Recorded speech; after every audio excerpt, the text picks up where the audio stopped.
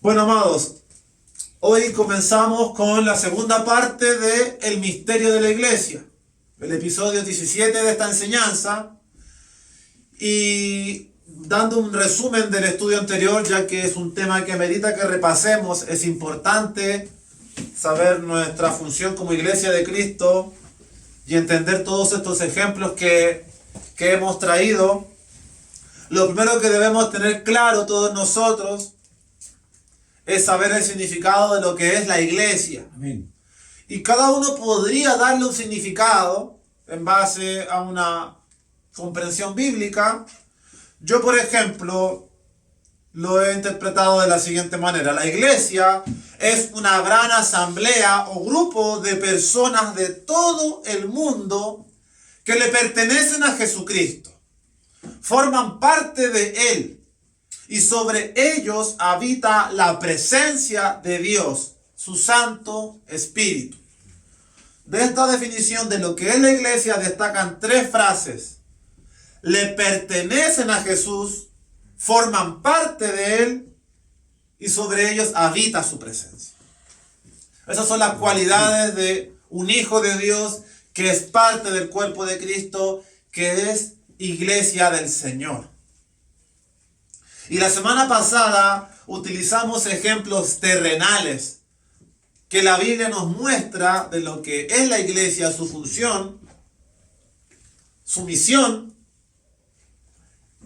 fundada por Cristo. ¿Qué función tiene la iglesia? Son muchas funciones. Yo creo que este estudio en particular de la iglesia se ampliará una enseñanza, quizás dos si así sea necesario, porque es algo que nunca había predicado en el pasado. Entonces hay textos muy ricos que me gustaría que analicemos. Y en estos ejemplos terrenales, la semana pasada nos centramos en ver uno que es el matrimonio entre un hombre y una mujer. El primer ejemplo era el matrimonio entre un hombre y una mujer, donde Efesios capítulo 5 dice que el hombre viene a ser Cristo y la mujer la iglesia. Hablamos de el matrimonio, todo lo que nos explica el apóstol Pablo en Efesios capítulo 5.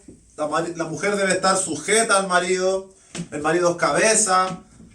Así también la iglesia debe estar sujeta a Cristo. Cristo es quien nos da la dirección, la guía en nuestra vida. No voy a entrar más en detalle en eso. Vamos a rescatar un ejemplo más.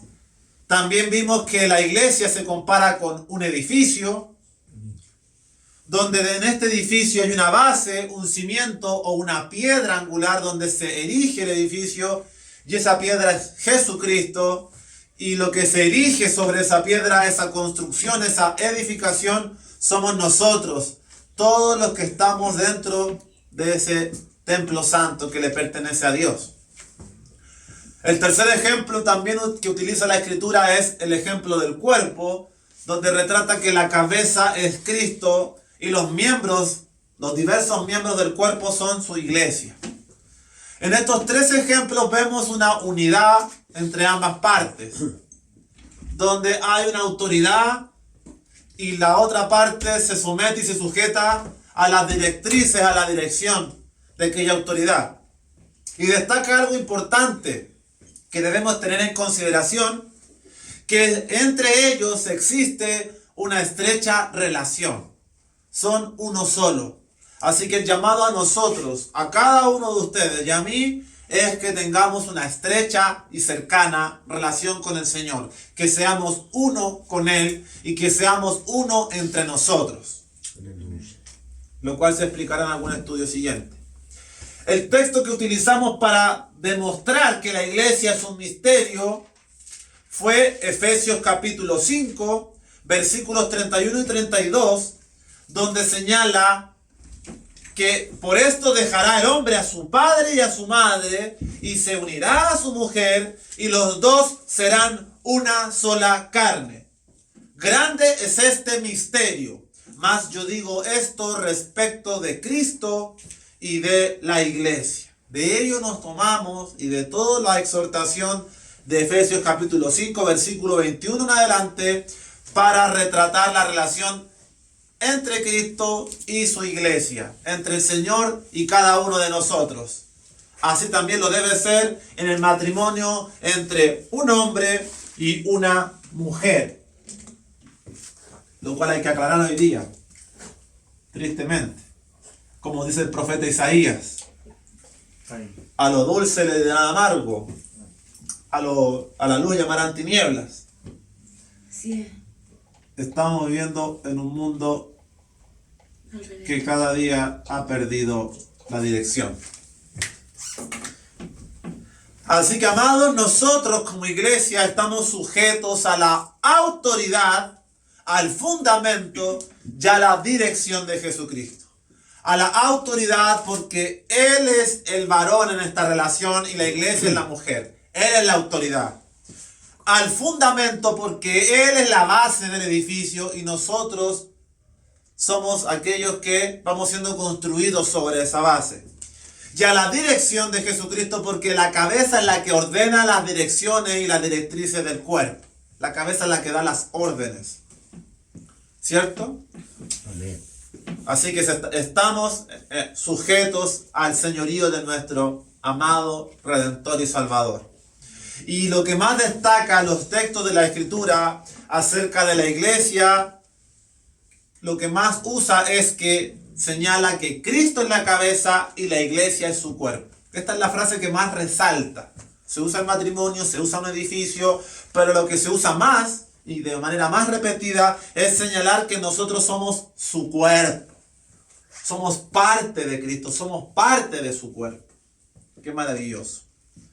Y esto también tiene unas observaciones muy interesantes que nosotros debiéramos empaparnos de esa autoridad que el Señor y su Espíritu nos dan.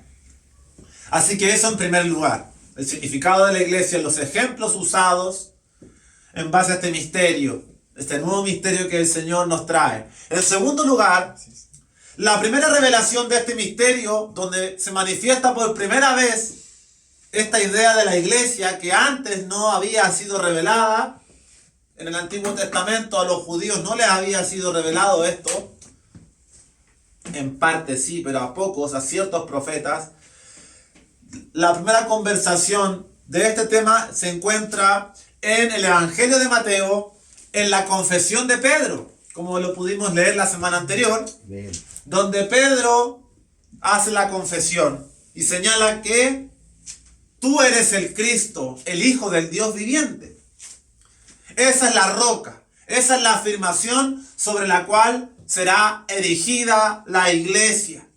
Sobre Jesucristo, la roca, el Hijo del Dios viviente. Esa es la piedra angular que da inicio a la construcción, a que se erija la iglesia, este edificio santo. Y las puertas del infierno no prevalecerán contra ella. Y este es un adelanto para cuando en algún minuto prediquemos acerca de la venida del Señor y del arrebatamiento. Porque, como he repetido muchas veces, muchos afirman que la iglesia pasará la tribulación, la gran tribulación, y tendrá que estar en medio de todos los juicios. Pero si así fuera, amados, no debiera ponernos nerviosos, no debiera intimidarnos, no debiera confundirnos, porque dentro de este estudio de la iglesia, o en los estudios que impliquen el misterio del arrebatamiento, vamos a demostrar que la autoridad que Dios le da a la iglesia en este mundo es de poder. Tiene todo bajo sus pies. Lo único que no está bajo los pies de la iglesia es Jesucristo. Jesucristo es lo único que está sobre la iglesia.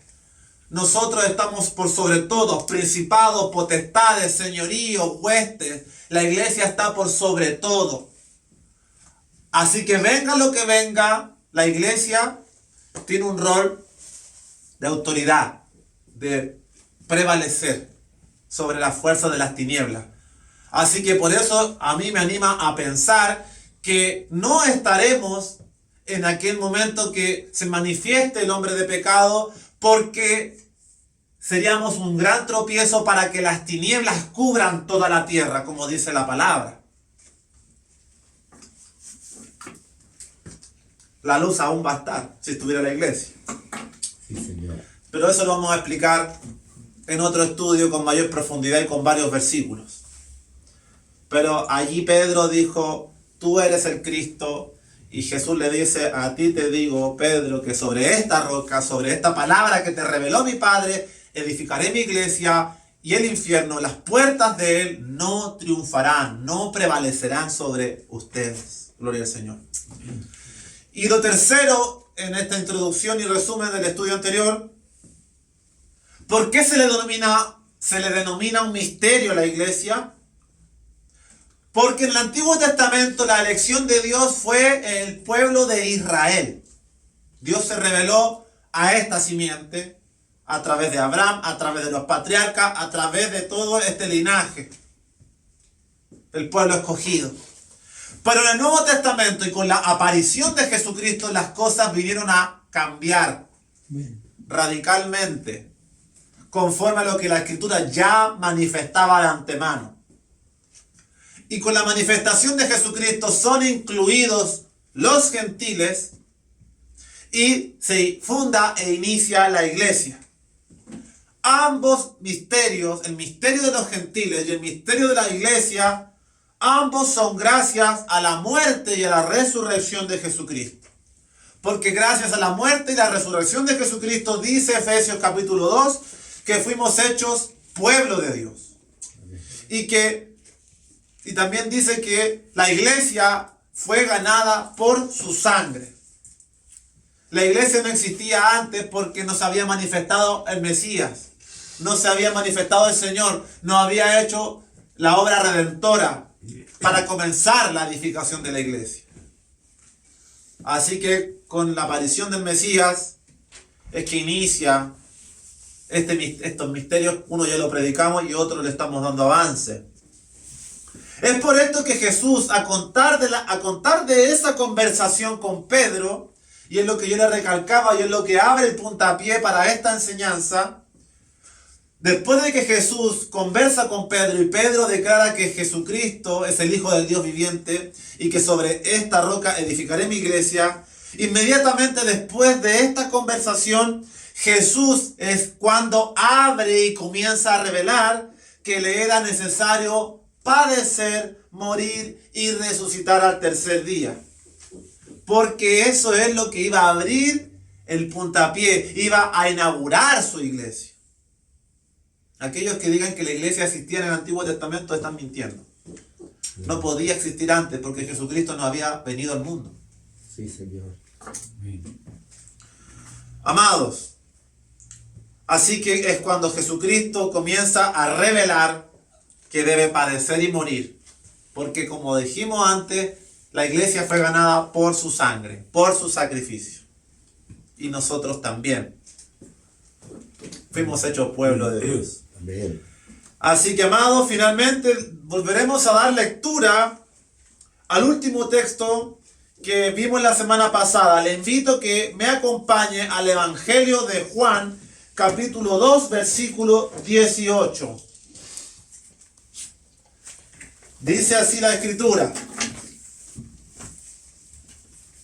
Recuerde que es cuando Jesús efectúa la limpieza del templo. Y los judíos vienen a reclamarle.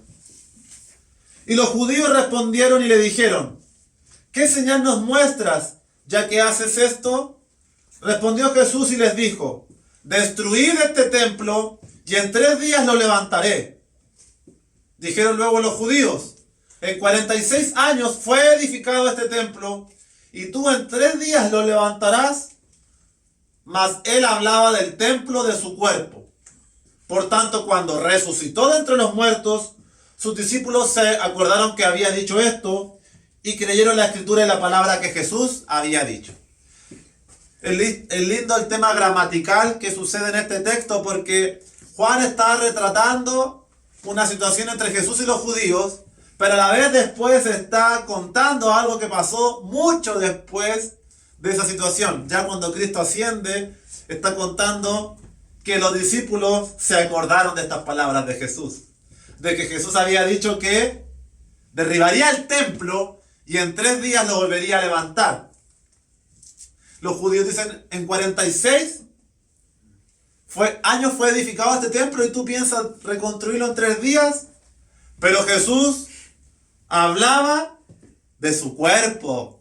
Amén. Y eso es lo que hoy concerta algo interesante que debemos escudriñar y en lo cual debo detenerme un poco más, porque así me lo dio el Espíritu. Yo quería avanzar más en más temas hoy, pero me tuve que centrar más profundamente en este tema, porque lo encuentro interesante y de alguna manera igual se enlaza fuertemente con el misterio de la iglesia. Así que el Señor señala que destruirá este templo y en 3 días lo levantará. ¿A qué se refería? Bueno, a su obra redentora. Amén. Su muerte, su crucifixión y su resurrección que aconteció en aquellos 3 días, conforme también a toda la fiesta y los ritos del pueblo judío. Así que vamos a comenzar explicando esto brevemente y veremos también el segundo ejemplo, que es el edificio. Que eso lo vamos a ver más cortito al final. Lo que vamos a explicar va a ser esta afirmación de Jesús. Así que, amados, vamos allá. Empieza el viaje. Así que póngase cómodo porque vamos a viajar por la Escritura. Desde el Antiguo Testamento, etapa por etapa, para descifrar en un vuelo superficial, no tan profundo, porque nos tomaría varios estudios poder detenernos, pero vamos a ver los detalles importantes de esta historia del templo. ¿Por qué Jesús habla de derribar el templo? ¿Y qué relación tiene esto con el misterio de la iglesia? ¿Por qué Jesús dice que derribará el templo? Bueno, viajemos y veamos los orígenes de este misterio y cómo se fue dando a través de las edades. En primer lugar, vamos a la antigüedad, a Israel en esclavitud bajo la mano de Faraón, y Dios levanta a Moisés para libertar al pueblo que yacía esclavo en Egipto, en servidumbre. Como comentaba hoy día Andresito, 430 años, como revela Gálatas. 4 generaciones de hebreos esclavos en el señorío de Egipto, porque aquel faraón dice que no conocía a José. José tenía una buena relación con aquella autoridad, en aquel entonces halló gracia delante de faraón, pero los que vinieron después no conocían, se olvidaron de este asunto. Amén. Así que empezamos el viaje. Israel fue libertado de Faraón en Egipto y salió al desierto, de camino a la tierra prometida. Todos sabemos ya la historia y yo espero que usted pueda leerla y repasarla, como Andresito lo está haciendo. Desde Génesis, el Éxodo, uno les va cogiendo un sabor y va descubriendo nuevas verdades que antes no veía. Sí, Señor. Y en medio de esta peregrinación, donde Dios saca con brazo fuerte a Israel de Egipto y lo lleva por el desierto con la finalidad de cruzar hacia la tierra prometida, en aquella experiencia es que Dios le ordena a Moisés construir el tabernáculo. El tabernáculo es una gran tienda. ¿Cuál es el propósito del tabernáculo? Era para que la presencia de Dios habitase en esa tienda y les acompañase. La recámara más interna, más privada de aquella tienda, de aquel tabernáculo, tenía entrada, el patio, el lugar santo, pero había dentro el lugar más profundo. Ese lugar se llamaba el lugar santísimo. Y es en ese lugar donde moraba la presencia de Dios y nadie podía entrar sino solo el sumo sacerdote para ofrecer el sacrificio de expiación por los pecados y con sangre. Y en aquel lugar santísimo yacía la famosa y misteriosa Arca del Pacto, donde estaban los querubines sobre el propiciatorio cubriendo, estaban las tablas de la ley y habían algunos objetos, y todo esto son símbolos y figuras de Jesucristo. Y uno puede leer estos textos cuando viene a Cristo y no entiende, hermanos, pero una vez que va pasando el tiempo, van pasando los años, uno va comprendiendo cuán maravillosos son los tesoros y las verdades que el Señor tenía trazada para toda la humanidad. Así que Israel, en manos de Moisés, Dios le ordena a Moisés que construyan el tabernáculo para que Dios les acompañe y su presencia habite en medio de su pueblo. Lo más hermoso, y lo estudiamos en el pasado, es que todo este retrato del tabernáculo, esta gran tienda, era una representación del ser humano. El tabernáculo y todo eso que se describe es una representación de nosotros, cuerpo, alma y espíritu, de nuestro cuerpo que es un tabernáculo, es una tienda. Lo dice 2 de Corintios capítulo 5. Si este tabernáculo se deshiciere, tenemos un edificio de Dios en los cielos. Amén. Ahora yo le quiero llevar al texto que se encuentra en Éxodo capítulo 25 para mostrarle el propósito del tabernáculo. A modo de resumen, amados, estamos estudiando el misterio de la iglesia. Yo siempre digo, desde que me convertí, que la iglesia no es el templo donde va la gente a misa o a la reunión, a cantar alabanzas y a escuchar la palabra. La iglesia bíblicamente somos nosotros. Amén. Nosotros somos templo de Dios. Sí, Señor. Sobre nosotros habita su presencia. Ese es el propósito que Dios tenía trazado desde antes de la fundación del mundo. Morar en medio nuestro. Y en esta etapa del estudio le estoy contando la historia de este sinónimo, esta señal de lo que es el templo y el tabernáculo. Porque Dios a Israel le mandó a construir un tabernáculo cuando lo sacó de Egipto para que su presencia morara dentro de esta tienda, de esta carpa, de este lugar que tuvo que construir el pueblo conforme a las medidas exactas que Dios le dio, que era una figura de lo que había en el cielo. Entonces vamos a Éxodo capítulo 25, versículos 8 y 9, donde el Señor le va dando las órdenes a Moisés de construir el tabernáculo, las habitaciones que componían el tabernáculo, el arca del pacto donde moraba la presencia de Dios. Y dice Éxodo 25, 8 y 9. Y harán un santuario para mí y habitaré en medio de ellos. Conforme a todo lo que yo te muestre, el diseño del tabernáculo y el diseño de todos sus utensilios, así lo haréis. Amén. Así que, ¿cuál era el propósito de la construcción del tabernáculo? Israel se encontraba en el desierto, habían salido de Egipto y Dios quería ir con ellos en este viaje. Sí, Señor. Amén. ¿Quién iba en ese viaje ahí? La tercera persona, El Espíritu Santo. el Espíritu. Amén. Sí, Señor. Porque el Espíritu Santo es lo que mora dentro de nosotros, pero allí todavía no se entendía, no se comprendía. Hoy lo entendemos con la revelación de la Escritura.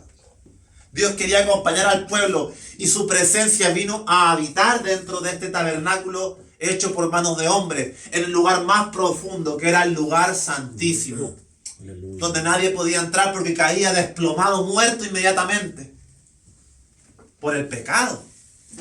Nada inmundo tiene parte con el Señor. Debía entrar solo el sumo sacerdote, que con la sangre solo así era aceptado, hermanos. Así que, como podemos apreciar en este viaje, el tabernáculo tiene el propósito de que Dios habite en medio de su pueblo y les acompañe en esta peregrinación por el desierto, que, como Andresito me decía hoy, debía durar 40 días y duró 40 años por incrédulos. Amén. Segundo lugar, o segundo punto.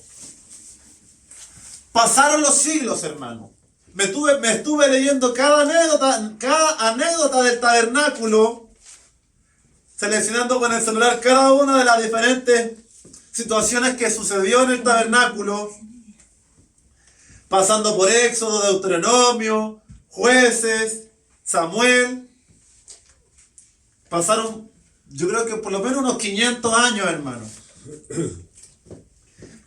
Y el tabernáculo con el tiempo fue sustituido por el templo, cuyo anhelo de erigir este templo nace en David, pero es edificado por su hijo Salomón. Amén. Y hay unas historias muy entretenidas acerca del tabernáculo y del arca del pacto donde moraba la presencia de Dios, porque dice la escritura que lo andaban acarreando, hermano. Amén. En un carro, con cortinas. Sí. No sé si has visto las películas antiguas cuando andan los carruajes y está la doncella cubierta de cortinas y nadie ve. Era como que prácticamente andaban paseando a Dios dentro del arca del pacto. Y una vez se les cayó y mató inmediatamente a 2 personas o a una persona. Perdón. Sí. Y uno dice, pero ¿cómo que es esto, hermano? Interesante todo el recorrido que sucede con el tabernáculo, que al final deja de morar ahí en la tienda con todo lo que hayan hecho, ya pasa a ser algo más simple. La importancia se centró en transportar lo que era el arca del pacto, donde moraba la presencia de Dios. Y acompáñenme a 2 de Samuel, aproximadamente podrían ser unos 500 años después, en el Antiguo Testamento, 2 de Samuel capítulo 7, donde nace el deseo de cambiar el tabernáculo por un templo, porque son sinónimos. La idea es hablar de una habitación de Dios, donde Dios pueda habitar. En principio fue una carpa, una tienda, pero David quería algo más genial, una casa, un edificio. Sí. Y aquí lo vamos a leer y lo vamos a entender. 2 de Samuel capítulo 7, versículos 1 al 7. Amén. ¿Cómo fue esta transición que yo estoy resumiendo para que se construyera el templo? Todo esto es importante, hermano, porque esto también es profético para nuestros días. Dice 2 de Samuel capítulo 7, versículo 1. Mire, escuche atentamente. Aconteció que cuando ya el rey, hablando de David, habitaba en su casa, después de que Jehová le había dado de reposo de todos sus enemigos en derredor, dijo el rey al profeta Natán: mira ahora, yo habito en casa de cedro, y el arca de Dios está entre cortinas. ¿Se da cuenta cómo nace la iniciativa de David? Sí. David fue librado con mano poderosa. Dios lo suplió y lo acompañó en todo, en todas sus campañas, en todas sus persecuciones y angustia y temores. Allí iba Dios con David. Amén. Y cuando David por fin logra tener paz y estar tranquilo, y ciertamente vivía en un lindo santuario, dice: yo habito en una casa de cedro, con lujos, y mi Señor, a quien yo amo, en un tabernáculo con cortinas. Algo tan sencillo, tan insignificante quizás para él. Y esto se lo cuenta el profeta Natán. Versículo 2. Mira, ahora yo habito en casa de cedro y el arca de Dios está entre cortinas. Y Natán dijo al rey: anda y haz todo lo que está en tu corazón, porque Jehová está contigo. Amén. Aconteció aquella noche que vino palabra de Jehová a Natán, al profeta, diciendo: ve y di a mi siervo David, así ha dicho Jehová: ¿tú me has de edificar casa en que yo more? Pregunta el Señor. ¿Tú me has de edificar una casa en que yo more? Aleluya. Ciertamente no he habitado en casas desde el día en que saqué a los hijos de Israel de Egipto hasta hoy, sino que he andado en tienda y en tabernáculo. Y en todo cuanto he andado en todos los hijos de Israel, pregunta el Señor: ¿he hablado yo palabra alguna de las tribus de Israel, a quien haya mandado a apacentar a mi pueblo de Israel, diciendo: ¿por qué no me habéis edificado casa de cedro? Amén. El Señor está como desafiando Sí. un poco el pensamiento de David. ¿Tú me has de edificar una casa? Sí, del Todopoderoso. Me voy a adelantar a eso, claro, como dice mi madre. El Señor es el Todopoderoso. ¿Qué casa me vas a hacer tú? Si yo lleno toda la tierra, dice el Señor. Amén. Y Gloria a en Dios. todo cuanto he andado con los hijos de Israel, ¿acaso yo alguna vez, dice, le he hablado alguna palabra a mis siervos de que me construyan una casa de cedro? ¿Ese ha sido mi deseo? No. No. Pero David tenía este deseo. Y como Dios no trabaja solo y no somos títeres ni robots de Dios, Dios también entiende nuestros deseos, nuestros afectos, nuestra voluntad. Y libremente David tenía un deseo y Dios también quería, por su pacto, por fidelidad de este varón, Dios le concede, ok, eríjanme un templo, una casa. Pero vamos a demostrar con más versículos todo esto. Amén. Así que adelantémonos un par de versículos al versículo 12 y 13 de este mismo texto. Segunda de Samuel, capítulo 7, versículo 12 y 13. Donde dice lo siguiente. Habla el Señor a David y le dice: y cuando tus días sean cumplidos y duermas con tus padres, yo levantaré después de ti a uno de tu linaje, el cual procederá de tus entrañas, y afirmaré su reino. Él edificará casa a mi nombre, y yo afirmaré para siempre el trono de su reino. En esta palabra, que no quiero ampliar más, el Señor le dice a David que cuando mueras, oh tú David, tú no me vas a edificar casa, lo hará tu hijo Salomón. Él construirá el templo que tú soñabas para mí. Pero aquí hay una profecía doble en este pacto de Dios con David, porque claramente aquí se está demostrando que se iba a construir el templo en manos de Salomón, pero por las características de las palabras que Dios dice, están apuntando a Jesucristo, a la iglesia.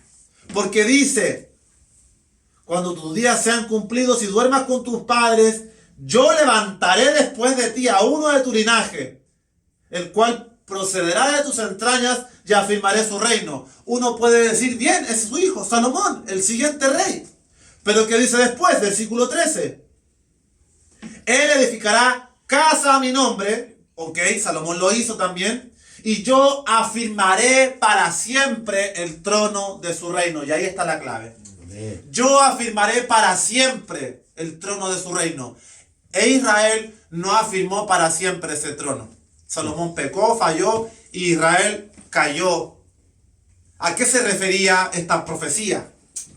A que de las entrañas de David, de su linaje y de su descendencia, Amén, vendría el Mesías, el Cristo, amén, el Salvador. Sí, Señor. Y que él edificaría casa a mi nombre. ¿Cuál casa? ¿Una casa hecha por manos de hombre? No, Jesucristo edificaría casa al nombre de Dios, y esa casa somos usted y yo, la iglesia de Cristo. amén. Esa es la casa que Dios iba a edificar. Sí, Señor. Gloria a Dios. Y yo afirmaré para siempre el trono de su reino. Ese trono que no será conmovido y derribado jamás es el trono de Jesucristo, que es Señor de señores y Rey de reyes. A pesar de que usted vea la ensalada y la escoba en este mundo, usted es hijo del Señor y Dios de todas las cosas, y su reino permanece y prevalece. Y usted está en sus manos. Así que no tema. No sea engañado.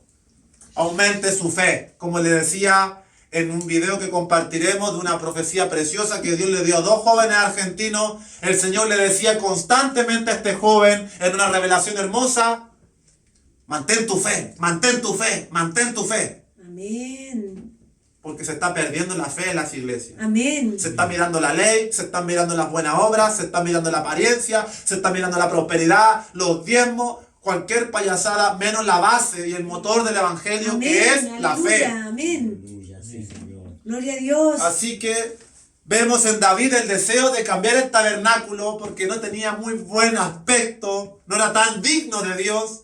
Así que David quería un templo.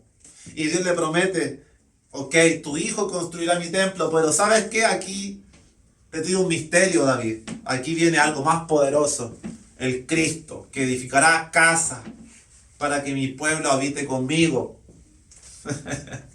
¿O no habita usted con el Señor juntamente? Aleluya. Aleluya.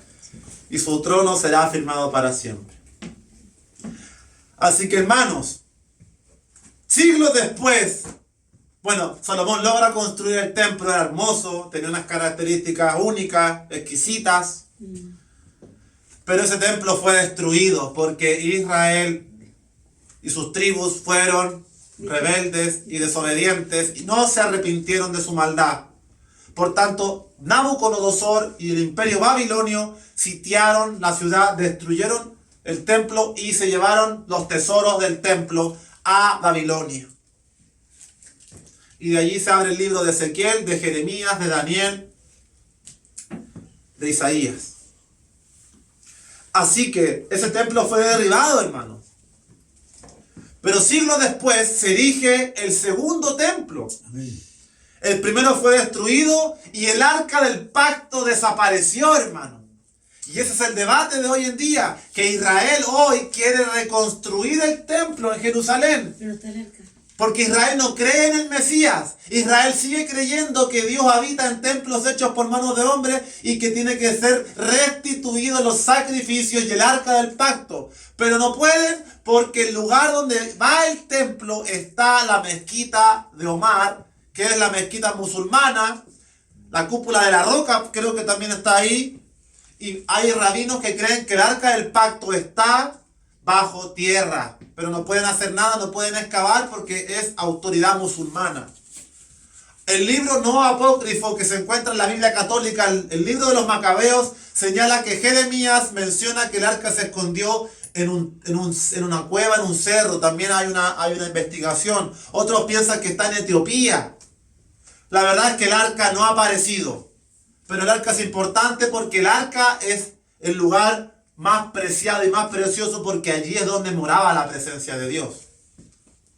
Que era como un féretro, por decirlo de alguna manera, Sí. de madera, hermano. Bien terminadito, con argollas, y todo un detalle de arquitectura y ingeniería bien bonito que Dios dejó estipulado en el libro de Éxodo. Con querubines y todo. Así que el segundo templo fue construido. Se reconstruyó porque es una señal para Israel tener el templo donde adorar a Dios, donde hacer sacrificios. Y llegamos a Jesús. Llegamos a los días en que Jesús está en la tierra y está el segundo templo, todavía en pie. Y Jesús dice que va a derribar el templo, Amén. que no va a quedar piedra sobre piedra, cumpliendo la profecía de Ageo. Y también habla este texto que hoy hemos leído en Juan, que dice: destruiré este templo. Y ellos le dicen: pero si este templo fue construido en 46 años y tú piensas destruirlo y levantarlo en 3 días. Y el Señor dice: el templo que voy a derribar y levantar en 3 días es mi cuerpo. Así es, amén. Y en eso se encuentra el misterio de la iglesia. Aleluya. Y créame que el segundo templo fue derribado en el año 70 por los generales del Imperio Romano, general Tito, Vespasiano, y Israel no tiene templo. Y proféticamente se cree, y creemos también muchos de nosotros, que Israel reconstruirá el tercer templo en los días de la tribulación y en todo lo que ha de venir sobre el mundo. Así que también es un tema bien profético, bien interesante. En fin. Así llegamos al surgimiento de Jesucristo y lo que le comentaba recientemente. ¿De qué templo hablaba Jesucristo? De su cuerpo. Él lo dice. No deja lugar a interpretaciones místicas. El cuerpo que voy a derribar y levantar en 3 días, el templo que derribaré y erigiré en 3 días, es mi cuerpo.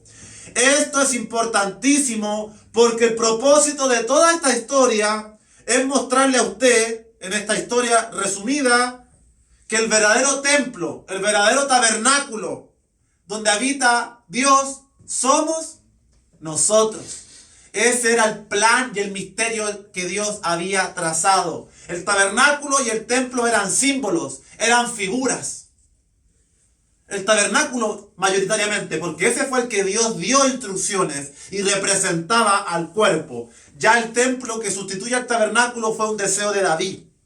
Entonces, amado, el propósito de todo esto era que Dios a través de los tiempos quería morar y habitar en nosotros.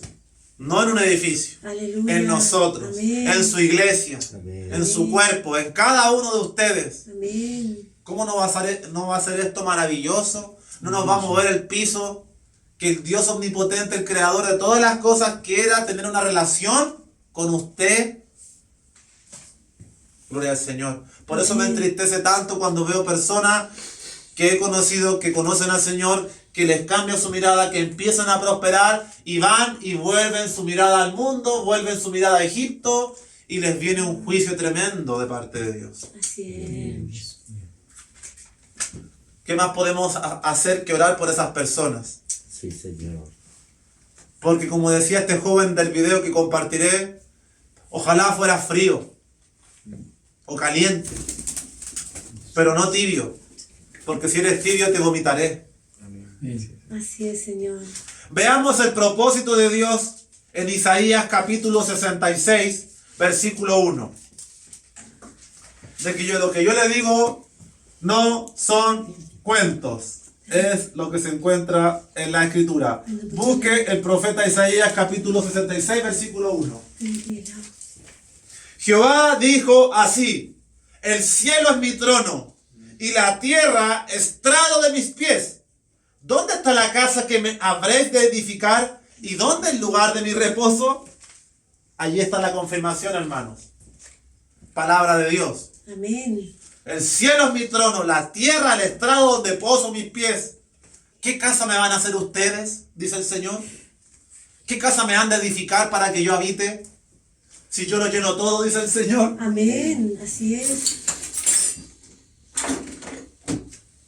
Ahí Isaías, un profeta del Antiguo Testamento, nos está mostrando que el propósito de Dios no es habitar en un templo hecho por manos de hombres, Aleluya. sino que su propósito y su plan era que viniera Jesucristo de las entrañas del linaje de David, hiciera su obra redentora en la cruz, derramara su sangre para que usted y yo hoy fuéramos llamados pueblo Amén. de Dios. Aleluya. Y su presencia ya no habita en el arca del pacto, sino que habita en el arca del corazón, en lo más íntimo y profundo de su ser, donde Dios se comunica con usted y le guía, y le habla, y le revela. El templo y el tabernáculo eran una figura del propósito de Dios a revelarse en Jesucristo. Es lo que ya dije. El verdadero templo donde Dios habita no es aquel hecho por manos de hombres, sino aquel que Él mismo hizo, nuestro cuerpo, del polvo de la tierra. Así es. Por lo tanto, hermanos, y en conclusión, cuando Jesús habló en Juan capítulo 2 de que derribaría el templo, su cuerpo, se refería a derribar las cortinas o el velo de separación que existía entre Dios y los hombres. Porque el tabernáculo tenía cortinas, tenía un velo, nadie podía entrar Sí, Señor. porque caía muerto. ¿Cuál es ese velo del hombre y de la mujer? Podría ser el prepucio del varón, que debe ser circuncidado. Es un velo que cubre la cabeza también. Ese velo se representa como el cuerpo, pero el cuerpo no es malo en sí.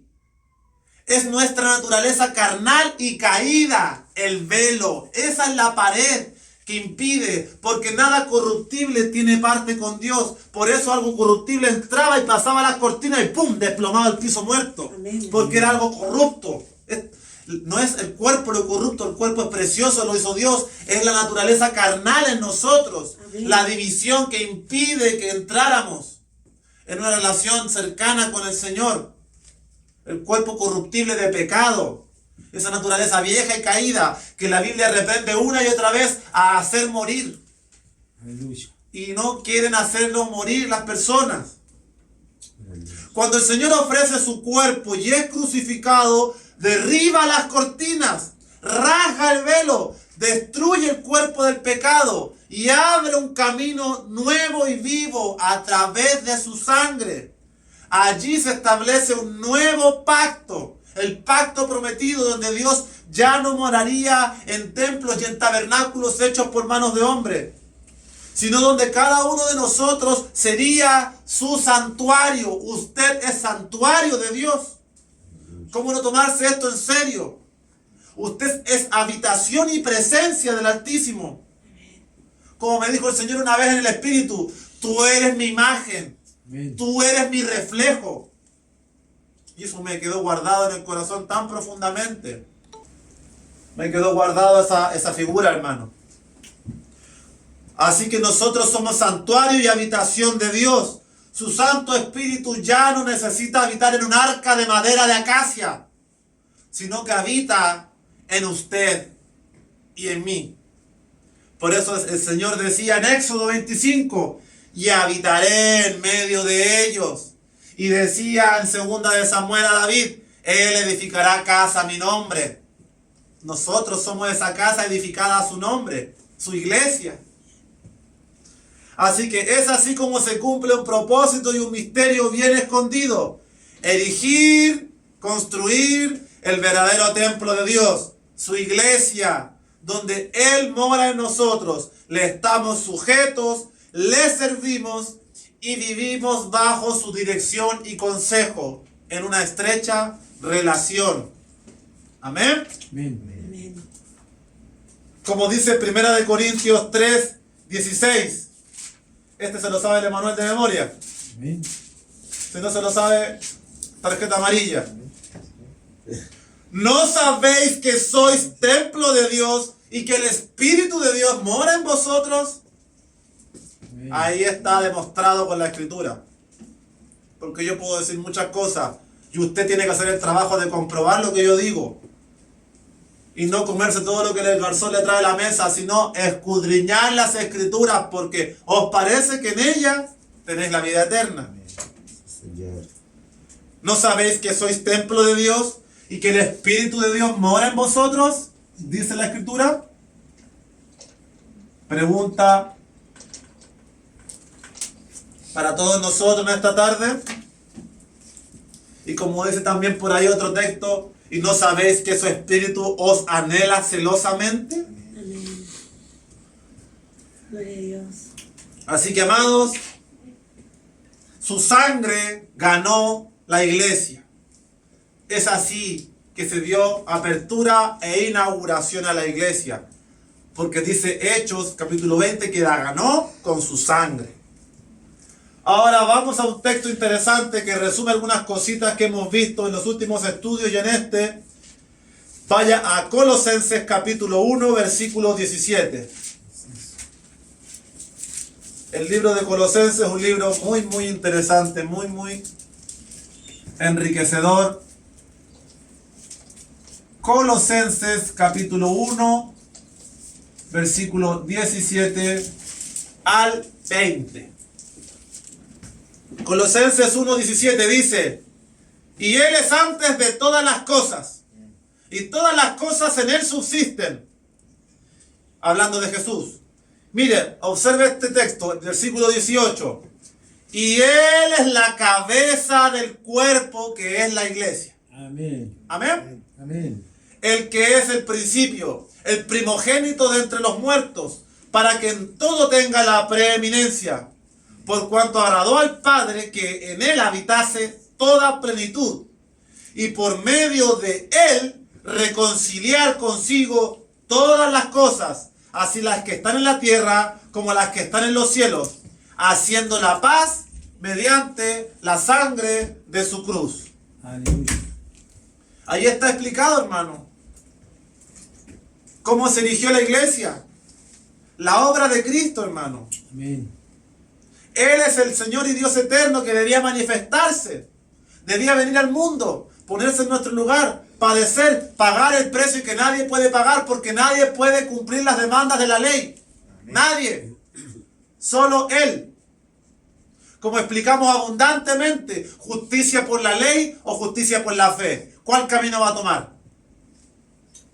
La justicia que es por la fe, por supuesto. Y Él es la cabeza del cuerpo. Él es la cabeza de nosotros, hermano. A Él debemos seguir. Él es el principio, el primogénito. En todo tiene preeminencia, en todo prevalece. Y en Él somos reconciliados. Todas las cosas son reconciliadas en el cielo y en la tierra, y hace la paz a través de la sangre derramada en la cruz, como lo leímos ya varias veces en Efesios capítulo 2, versículos 13 y 14 en semanas anteriores. Todos los propósitos se están cumpliendo en Jesucristo. Es cuando Él viene que se derrama el Espíritu Santo. Es cuando Él viene que inicia la iglesia. Es cuando Él viene que se incluyen los gentiles. Es cuando Él viene y así una y otra y otra. Todos los misterios se revelan en Cristo. Por eso la Escritura dice en Colosenses, en quien están escondidos todos los tesoros de la sabiduría y del conocimiento. En Él están escondidos. Y el que no está en Él, no le son revelados. Aleluya. Así es, amén. Sí, Señor. Colosenses capítulo 1, los versículos siguientes, del 21 al 23, son un consejo para que no desmayemos. Y es otro complemento importante a todo lo que hemos expuesto.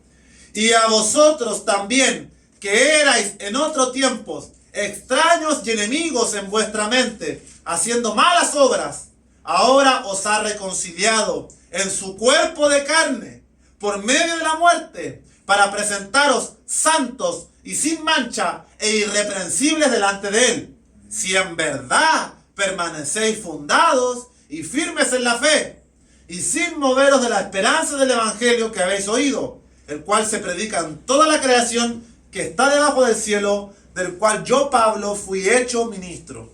Amén. Preciosa confirmación este texto, hermano, porque ¿qué impedía que tuviéramos una relación? Pasar las cortinas y entrar al lugar santísimo. ¿Qué lo impedía? Que éramos enemigos en nuestra mente por causa de la naturaleza carnal. Pero en Cristo somos reconciliados. ¿Cómo nos reconcilió? Versículo 22. En su cuerpo de carne. Por medio de su muerte. Nuestras dos barreras que siempre digo. La naturaleza carnal y la muerte. Desechas en Cristo. ¿Cómo accedemos a estos beneficios? ¿Qué beneficios? La palabra beneficio se queda chica, hermano. ¿Cómo accedemos a esta gloria? Por arrepentimiento y fe verdadera somos reconciliados. Se cumplen los requisitos. Creo que Él se puso en mi lugar. Esa es una fe genuina y real y verdadera. Tú te pusiste en mi lugar, Señor. Yo merecía el castigo de la ley. Yo merecía el precio de mis pecados. Pero tú pagaste el precio en tu cuerpo de carne y en tu muerte.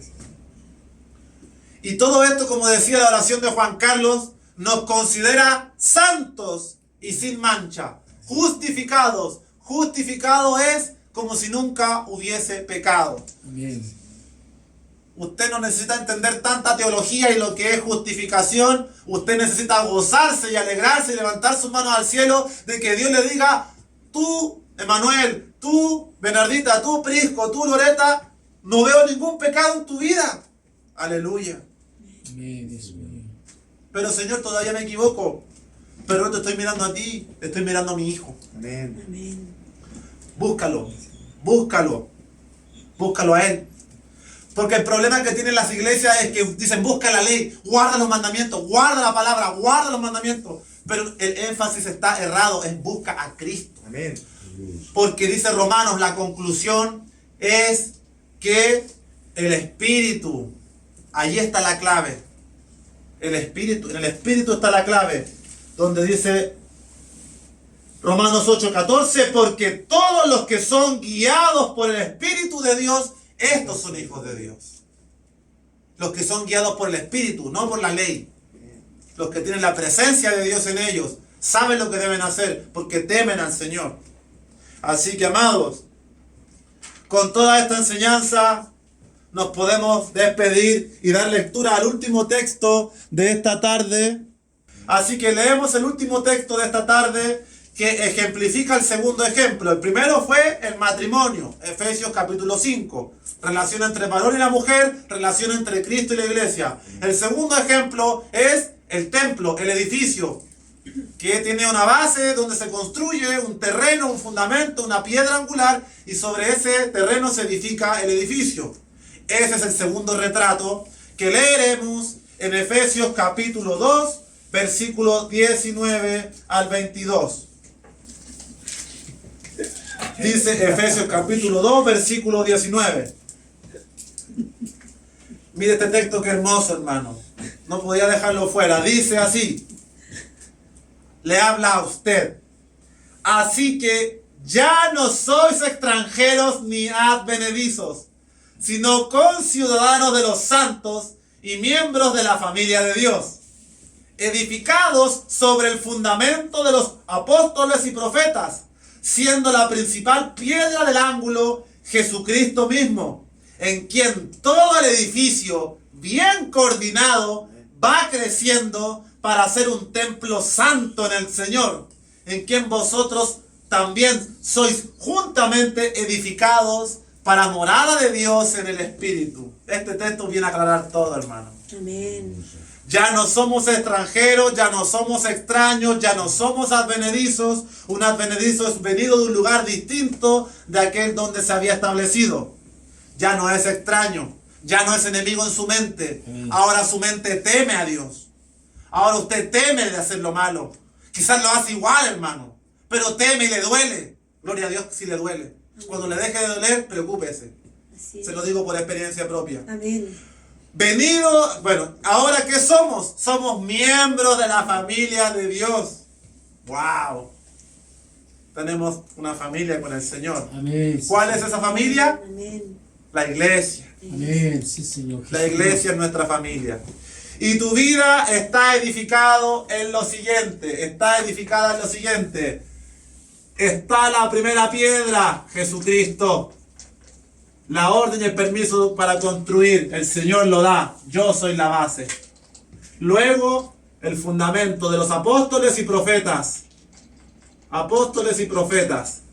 ¿Sobre eso estamos edificados o no? Antiguo Testamento, Nuevo Testamento, los profetas y los apóstoles. Pero primero que todo, el Señor. Y luego el edificio va construyéndose. Y el edificio está más o menos medio así deforme, hermano, porque faltan ladrillitos aquí que poner, faltan bloques, que son las almas que tenemos que salir a rescatar, para que el edificio termine de construirse y esté completo. Y digamos adiós mundo cruel, nunca más te veré. Así que aquí estamos nosotros, hermanos, somos morada de Dios, edificados sobre esta enseñanza.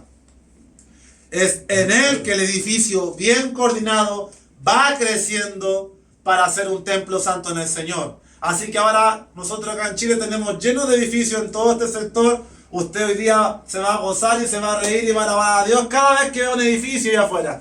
Amén. Oh, ahí está el ejemplo que pone la Escritura. De niños que se está creciendo aquí más. Pero no los que se caen.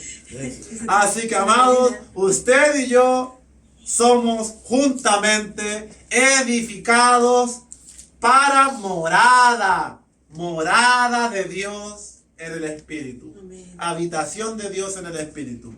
Que el Señor Eso. le bendiga, le guarde y no desmaye, como decía Pablo en Colosenses. Si os permanecéis firmes en la fe y sin moveros de la esperanza del Evangelio. No se deslice, no mire atrás, no busque las cosas de este mundo.